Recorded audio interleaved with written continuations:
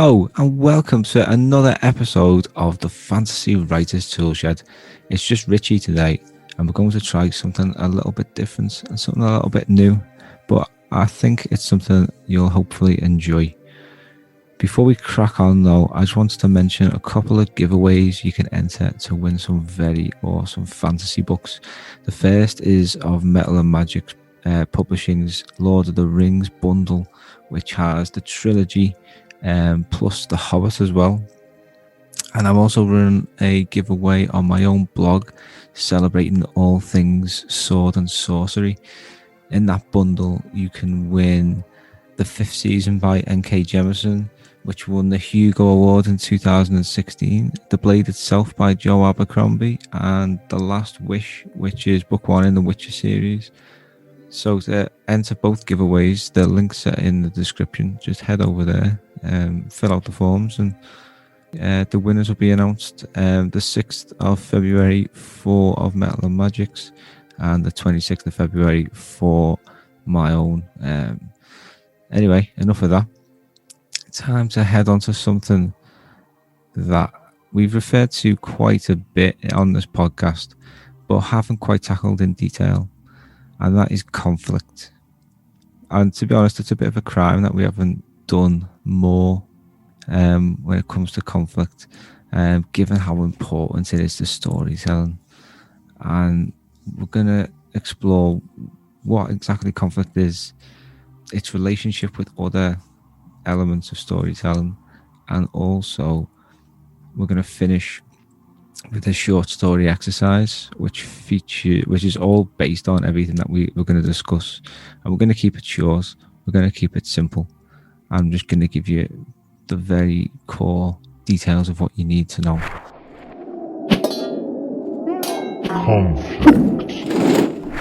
Now, conflict is, when you think about it, a truly curious thing.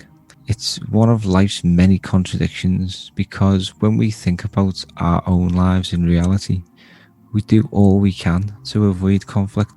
We'll walk the long way around to avoid certain people or certain places.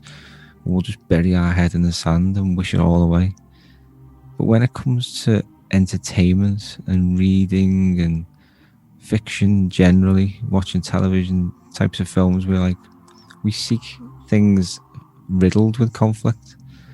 And the reality is, a story lacking in conflict is boring. If a character has no obstacles to overcome on their quest to achieve the goal, you can pretty much guarantee that readers are going to get bored. So we want to read dramatic stories about sword fights, car chases, space battles. Conflict is the glue that binds a reader's hands to the book. It keeps them burning through pages to see what's going to happen next. And as writers, it's up to us to concoct some seriously sticky glue. So, from your experiences as writers, you may have had feedback from people in the past, and they may have said something like, it's a little bit flat. I didn't really see where the story was going, things like that.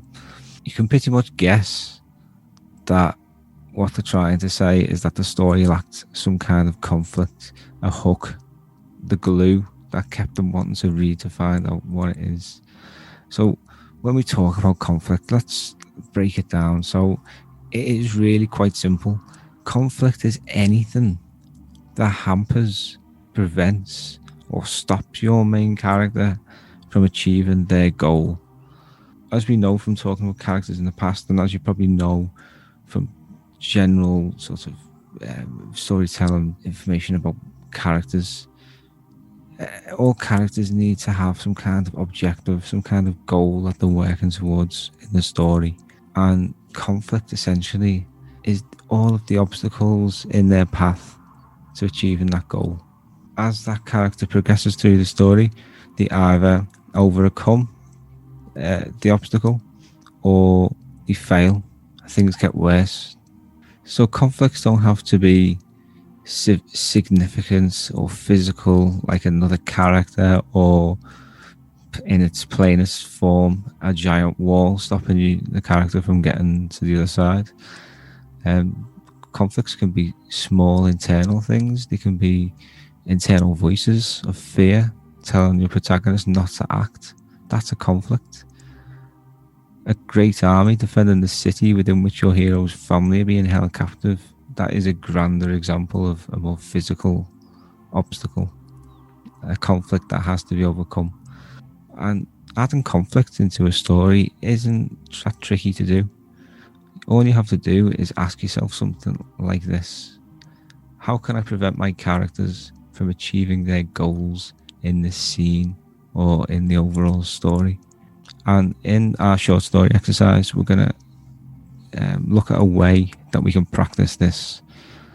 And I think you'll find it really useful. But before we do that, we just wanted to go over an example, a really good example, one we're probably all very familiar with, and that's Lord of the Rings. Just a snippet of Lord of the Rings, but I think it's something that we'll definitely all be familiar with.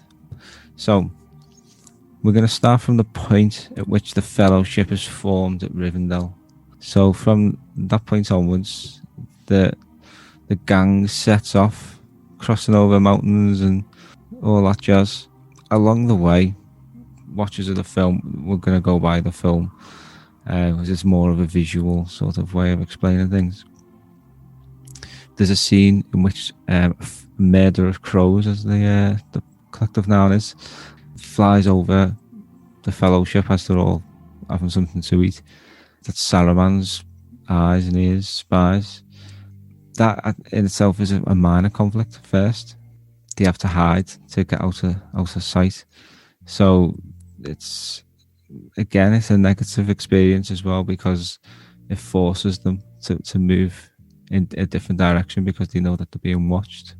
So they take a more risky route over the mountains. Saruman knows this.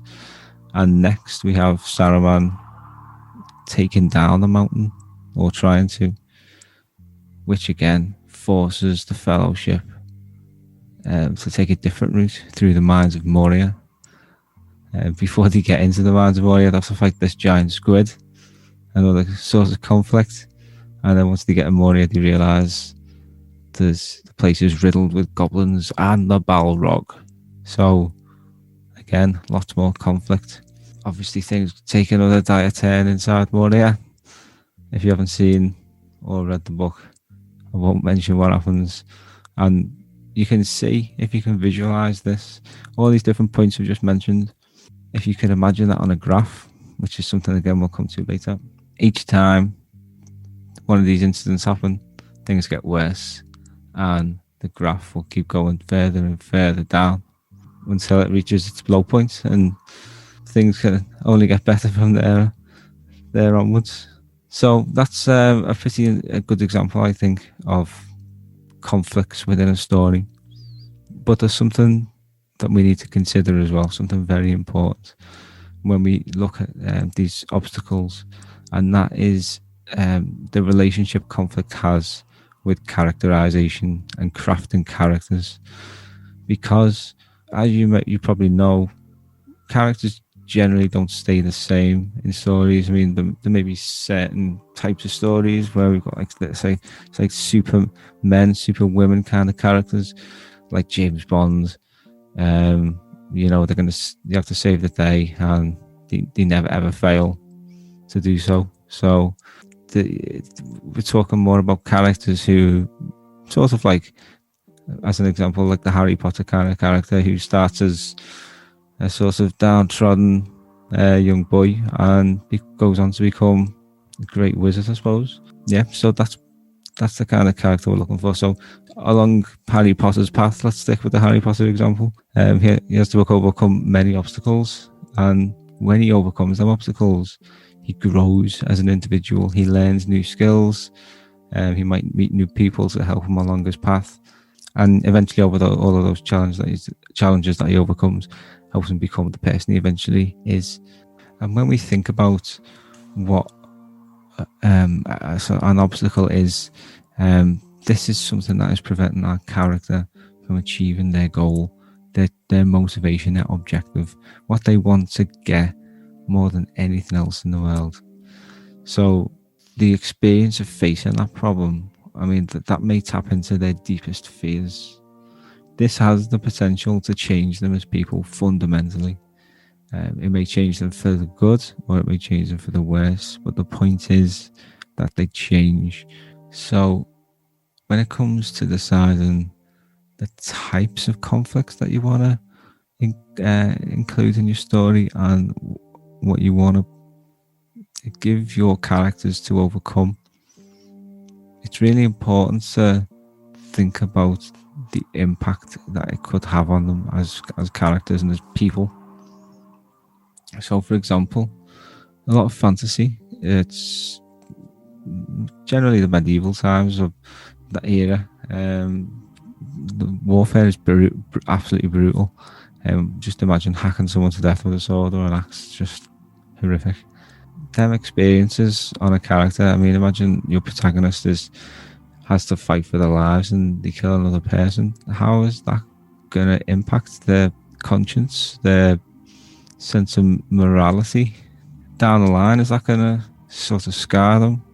So each sort of conflict and sort of the struggle to overcome that conflict, that all has a reaction, and it's really important to bear that in mind when it comes to plotting the growth of your characters as well as the plot of your story as well. So in a nutshell, that is conflict, and this is what today has been designed as, to just give you the core basics of conflict. It's by no means a detailed account of what conflict is. I mean, there are entire chapters that devoted to the whole thing, the subject on in many writing books, and probably whole books dedicated to it. So I always recommend you go off and learn a bit more. If you do want to read more, I do have a full guide dedicated to conflict, which you can read on my website. I've included the link in the description below.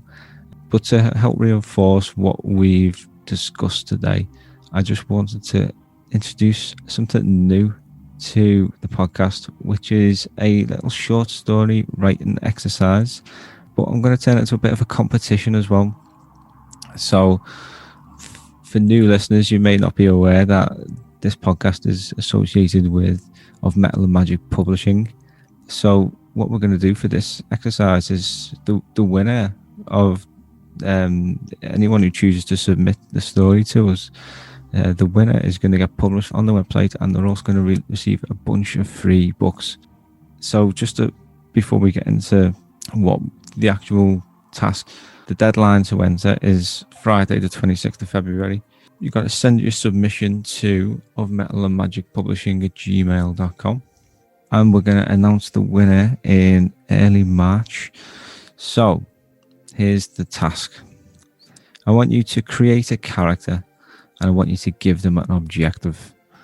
Now I want you to draw a small horizontal line on a piece of paper on the left hand side, and then on the right hand side, directly opposite, I want you to draw another little line. They represent the beginning on the left and the end on the right of your story.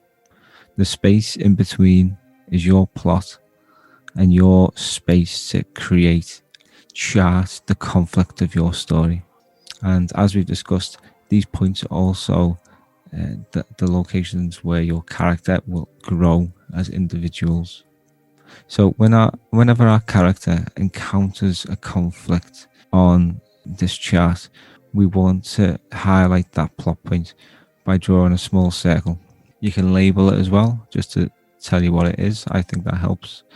And then judging on the outcome of that conflict. If it's a positive outcome, the line that we draw from that circle goes up. If it's a negative outcome, the line goes down. And whenever our character encounters an obstacle, we just do the same thing, and we chart the positive or the negative growth. And sometimes it can be highs, and sometimes it can be lows. So if we go back to our Lord of the Rings example, after the Mines of Moria, the Fellowship makes it to the Forest of Lothlorien, and that is seen as a bit of a sanctuary. It's a safe space. They're able to rest. They get looked after by the elves and Galadriel. So on a chart like this, where terrible things have happened so far, there would have been a downward line on our conflict chart. At this point, the line may have gone up a little bit because they've had a positive experience in Lotharian. And having this visual overview of the progression of the story in terms of the conflict and also the character development, I think it's so helpful.